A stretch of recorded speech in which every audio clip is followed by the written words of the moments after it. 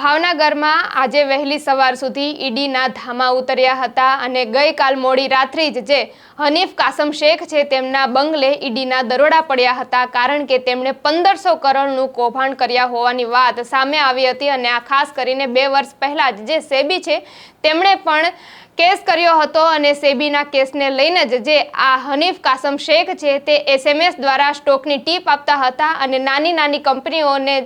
લિંકને નાખીને પોતાની વેબસાઇટો બનાવીને માહિતી વહેતી કરતા હોવાથી તેમના અંગે જે સેબી છે તેમણે કહ્યું હતું કે આ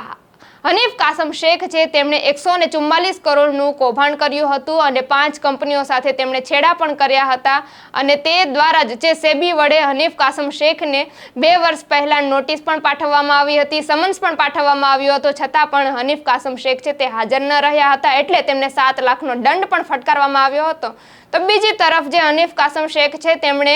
વિદેશમાં જે નાણાં છે તે મોકલ્યા હતા અને ગેરકાયદેસર રીતે આ વિદેશમાં નાણાં મોકલવાની વાત થતાં જ આજે વહેલી સવાર સુધી ભાવનગરમાં હનીફ કાસમ શેખના બંગલે ઈડીએ દરોડા પાડ્યા હતા। ત્યારે આપનું આ અંગે શું કહેવું છે, કમેન્ટમાં આપના પ્રતિભાવો ચોક્કસથી જણાવજો।